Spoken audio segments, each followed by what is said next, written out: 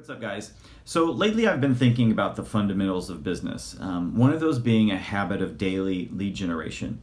And one of the hardest things to do as a coach is to convince someone of the importance of this practice. I get asked all the time, so Jason, when you say make an hour of prospecting calls, do you mean like talk on the phone for an hour?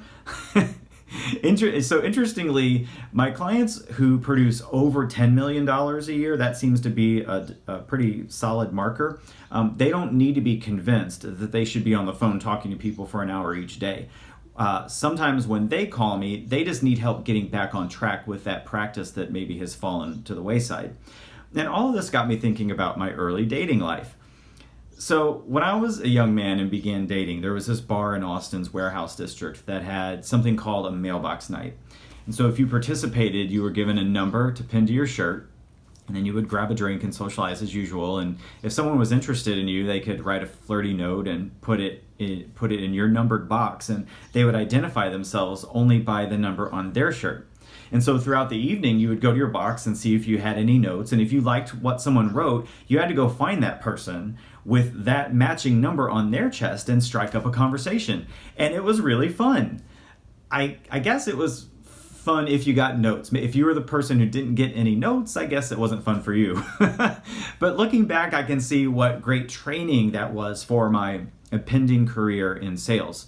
And I didn't make the connection then, but Mailbox Night was wonderful practice using my voice to start a conversation with a stranger. And that's a fundamental skill that you have to have when you're an individual business owner. So it's always been the case that a huge percentage of people who get into sales have a crippling fear of the phone for lead generating purposes. And I think it's because of social media apps like Instagram and I guess dating apps like Tinder that the problem's getting worse.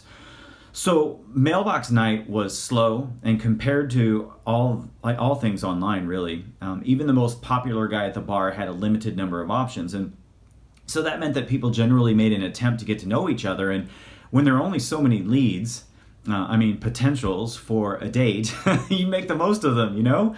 So today, if we don't like what we see, technology enables us to just literally flick it away or scroll past it in a split second with the promise of something better coming right behind it.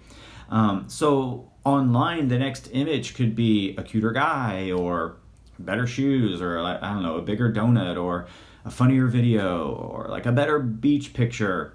I mean, can you imagine treating people this way in person on a night like Mailbox Night? I mean, really, what's the in-person equivalent of flicking an image away? Is it taking our finger and putting it on their nose and flicking and saying, hey, get out of here? Yeah, most people would never be that brazen. So what we do instead is we hide behind our screens, and we're progressively losing the art of conversation. Maybe you've noticed this in younger people, maybe your children. Sorry, young people, I know some younger people in my life that have vibrant personalities online. I know because I interact with them online, only to seem, by comparison, really dull and lifeless in person.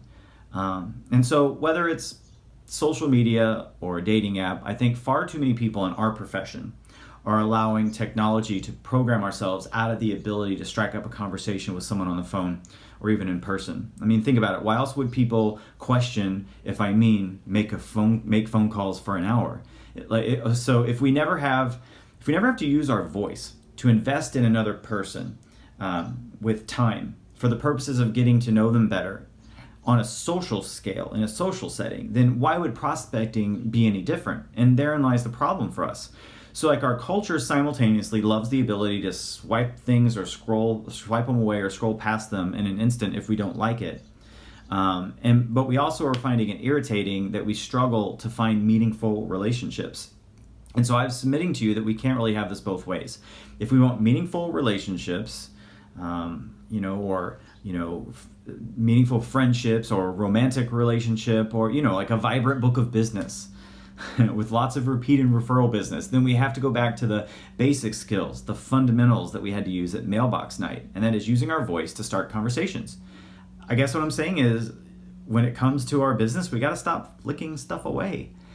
If you haven't lately, go back to the fundamentals. Pick up the phone, connect with someone, and use your voice and ask for a referral. They want the call, and you know what? You deserve the referral.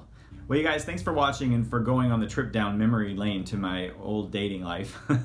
Do me a favor, before you go, scroll down, hit the like button, leave me a comment, let me know what you think about the fundamental practice of using our voice and connecting with people on the phone, even in today's technology-saturated world.